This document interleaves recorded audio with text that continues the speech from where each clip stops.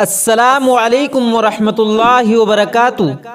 عزیز دوستو، آج کی اس ویڈیو میں ہم بات کرنے والے ہیں کہ حضرت علی رضی اللہ تعالیٰ عنہ نے فرمایا دودھ کا ابل کر گرنا کیسا، یعنی آپ نے دیکھا ہوگا آپ کے گھروں میں جو دودھ ابل کر گرتا ہے اس سے کیا ہوتا ہے، اس کا ابل کر گرنا کیسا ہے، یہی ہم آپ کو آج کی اس ویڈیو میں بتائیں گے۔ اور دوستو، اس کے ساتھ ساتھ ہم آپ کو یہ بھی بتائیں گے کہ اللہ تبارک و تعالیٰ نے عورت اور مرد کو کب، کیوں اور کیسے پیدا فرمایا۔ تو دوستو، بہت ہی پیاری ویڈیو ہونے والی ہے، آپ لوگوں سے گزارش ہے آپ لوگ اس ویڈیو کو آخر تک ضرور دیکھیں۔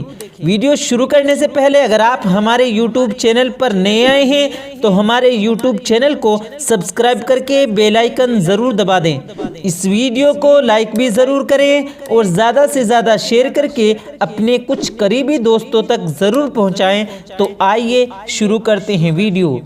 ایک عورت حضرت علی رضی اللہ تعالیٰ عنہ کی خدمت میں آئی اور دست ادب کو جوڑ کر کہنے لگی کہ یا علی، ہمارے گھر میں جھگڑے بہت ہوتے ہیں، کوئی کسی سے محبت نہیں کرتا، رزق میں تنگی رہتی ہے، یا علی ایسا کیوں؟ بس یہ کہنا تھا۔ تو حضرت امام علیہ السلام نے فرمایا کہ اے عورت، بتاؤ جب تم اللہ کا رزق پکاتی ہو تو کچھ گرتا تو نہیں؟ تو اس عورت نے کہا ہاں یا علی، جب میں دودھ ابالتی ہوں تو وہ تھوڑا سا زمین پر گر جاتا ہے، بس یہ کہنا تھا۔ تو حضرت علی رضی اللہ تعالی عنہ نے فرمایا اے عورت، یاد رکھنا جب اللہ کا دیا ہوا رزق گرتا ہے اور گر کر جلتا ہے تو اس سے گھر میں بے سکونی، جھگڑے اور نفرت اور رزق میں تنگی پیدا ہوتی ہے۔ دودھ کو ابال کر پینا چاہیے، لیکن ساتھ ہی ساتھ یہ بھی دیکھنا چاہیے کہ دودھ زمین پر تو نہیں گرا۔ تم اپنی اس عادت پر قابو پالو، اللہ کے کرم سے تمہارے گھر میں سکون، محبت اور برکت پیدا ہوگی۔ تو دوستو، آپ کو پتہ لگ گیا ہوگا کہ دودھ کا ابل کر گرنا کیسا ہے، اور اگر دودھ ابل کر گرتا ہے تو اس کے کیا کیا نقصانات ہیں۔ دوستو، اب ہم آپ کو بتاتے ہیں کہ اللہ تبارک و تعالیٰ نے عورت اور مرد کو کب، کیوں اور کیسے پیدا فرمایا۔ دوستو، اللہ تبارک و تعالیٰ نے جنت کو پیدا کیا تو حضرت آدم علیہ السلام کو جنت میں ٹھہرایا۔ آپ جنت میں اکیلے تھے۔ ایک دفعہ اللہ تعالیٰ نے حضرت آدم علیہ السلام پر نیند غالب کر دی اور وہ سو گئے۔ اللہ تبارک و تعالیٰ نے پھر آپ کی دائیں پسلی سے ایک پسلی نکال کر اس سے اماں حوا کو پیدا فرمایا اور حضرت آدم علیہ السلام کی نکالی ہوئی پسلی کی جگہ گوشت بھر دیا۔ حضرت آدم علیہ السلام جاگے تو اپنے سر کے پاس اماں حوا کو پایا۔ آپ نے پوچھا تم کون ہو؟ عرض کیا میں عورت ہوں۔ فرمایا کہ تم کس لیے پیدا کی گئی ہو؟ عرض کیا کہ اس لیے کہ آپ مجھ سے سکون پائیں اور میں آپ سے۔ سبحان اللہ۔ فرشتوں نے پوچھا اے آدم، اس کا کیا نام ہے؟ فرمایا حوا۔ فرشتوں نے پوچھا یہ نام کیوں ہے؟ فرمایا کہ یہ حیا یعنی کہ زدہ سے پیدا کی گئی ہے۔ اس سے ہمیں یہ سبق ملتا ہے کہ عورت کو اللہ تعالیٰ نے مرد کے سکون کے لیے پیدا فرمایا اور مرد کو عورت کے سکون کے لیے۔ چنانچہ اللہ تعالیٰ نے قرآن پاک میں ارشاد فرمایا اور اس کی نشانیوں میں سے ہے کہ تمہارے لیے تمہارے ہی جسم سے جوڑے بنائے، اس سے تم آرام پاؤ۔ اس سے معلوم ہوا کہ شوہر اور بیوی کو اللہ تعالیٰ نے ایک دوسرے کے سکون کے واسطے پیدا فرمایا، اور یہ سکون اسی وقت حاصل ہو سکتا ہے جب شوہر اپنی بیوی کو اور بیوی اپنے شوہر کو سمجھے، اور اگر بیوی بھی میاں بننے لگے اور کہنے لگے کہ میں بھی مرد کے ساتھ ساتھ چلوں گی تو پھر یہ سکون مشکل ہے۔ اسی طریقے سے آج کل کے مرد بھی ایسے ہیں جو دیکھنے میں میاں نہیں بیوی نظر آتے ہیں۔ یہاں پر ہمیں ایک بہت خوبصورت حدیث یاد آ رہی ہے، تو چلیے ہم آپ کو اس حدیث شریف کی طرف لے کر چلتے ہیں۔ مشکات شریف کی یہ حدیث شریف ہے کہ نبی کریم حضور صلی اللہ علیہ وسلم نے ارشاد فرمایا، میری امت کی عورتوں پر سونا اور ریشم حلال ہے لیکن مردوں پر حرام ہے۔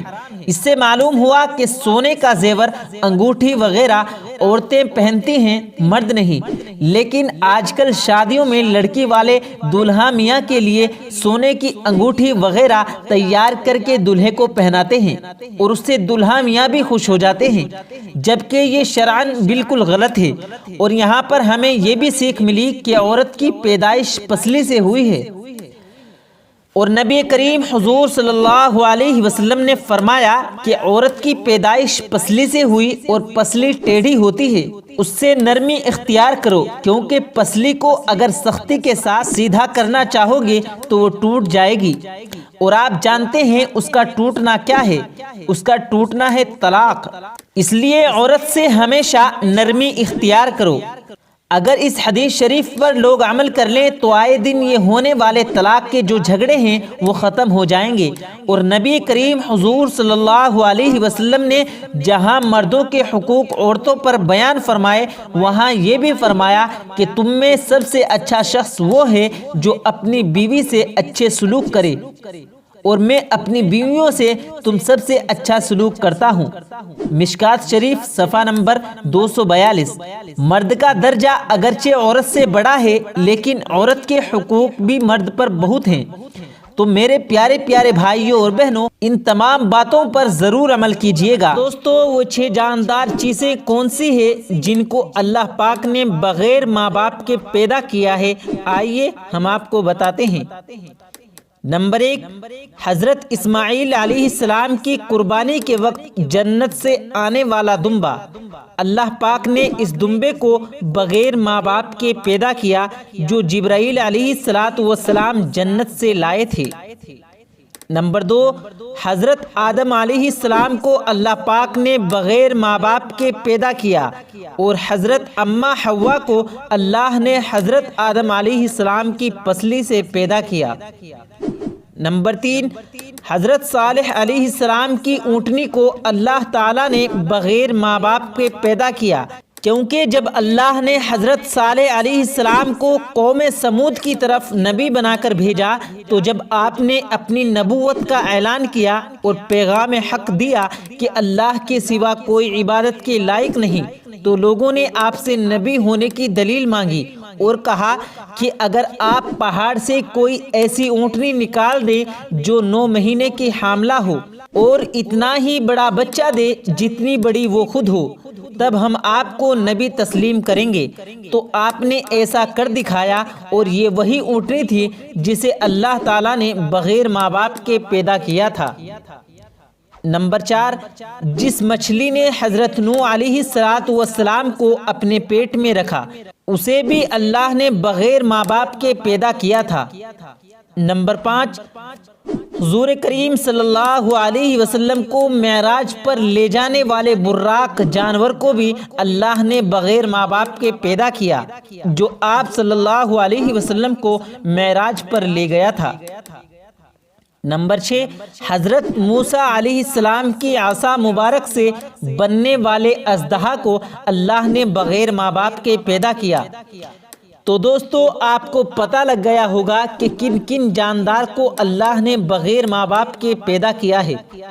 دوستو، اب ہم آپ کو بتاتے ہیں کہ پیارے نبی صلی اللہ علیہ وسلم نے ارشاد فرمایا، 4 چیزیں چہرے کی رونق ختم کر دیتی ہیں۔ دوستو، پیارے نبی صلی اللہ علیہ وسلم کا بہت ہی پیارا فرمان ہے، جس کے بارے میں پیارے نبی صلی اللہ علیہ وسلم نے فرمایا کہ جس انسان کی زندگی میں یہ 4 چیزیں آ جائیں گی تو اس کے چہرے کی رونق چلی جاتی ہے، اس کا چہرہ بے رونق ہو جاتا ہے، اس کی زندگی سے خوشیاں جاتی رہتی ہیں۔ دوستو، جیسا کہ آج کل کے دور میں چل رہا ہے کہ ہر انسان اپنے چہرے کی خوبصورتی کو بڑھانا چاہتا ہے اور بے سکونی سے نجات پانا چاہتا ہے، تو کیوں نہ آپ کو وہ باتیں بتائی جائیں کہ جن سے اگر آپ پرہیز کر لیں تو آپ کا چہرہ بھی رونق دار ہو جائے گا، یعنی آپ کے چہرے پر رونق آ جائے گی، خوبصورتی آ جائے گی، نور آ جائے گا۔ اور آپ کو خوشیاں ہی خوشیاں ملنی شروع ہو جائیں گی۔ دوستو، پیارے آقا صلی اللہ علیہ وسلم نے ارشاد فرمایا کہ زنا کرنے سے چہرے کی رونق چلی جاتی ہے۔ عزت نہیں کرنا، یعنی جو انسان عزت نہیں کرتا اس کی خوشیاں بھی جاتی رہتی ہیں۔ اس کا عزت کرنا چاہے کسی انسان کے معاملے میں ہو یا پھر روزی کے معاملے میں ہو، کسی بھی معاملے میں ہو، جو شخص عزت نہیں کرتا اس کی خوشیاں ختم ہو جاتی ہیں۔ فضول کسی بات پر بحث بنائے رکھنا اور کسی غلط کام کو بغیر کسی خوف کے ساتھ کرنا، یہ بھی خوشیوں کو ختم کر دیتا ہے اور چہرے کی رونق بھی ختم ہو جاتی ہے۔ دوستو، اکثر لوگ جب کسی کام کو کرتے ہیں تو ان کے دل میں کسی کا بھی خوف پیدا نہیں ہوتا۔ ان کے لیے فرمایا گیا ہے کہ جو کوئی ان 4 چیزوں سے پرہیز کر لے اس کی خوشیاں بھی برقرار رہیں گی اور اس کے چہرے پر رونق بھی بنی رہے گی۔ لہٰذا اگر آپ بھی یہ چاہتے ہیں کہ آپ کی خوشیاں برقرار رہیں اور چہرے کی رونق بھی بنی رہے تو وفاداری قائم کریں، کسی کے ساتھ کبھی بھی جھوٹ نہ بولیں، کبھی بھی اپنی زندگی میں زنا نہ کریں، حرام کام نہ کریں۔ اگر ایسا ہوا تو آپ کے چہرے کی رونق جاتی رہے گی اور خوشیاں بھی جاتی رہیں گی۔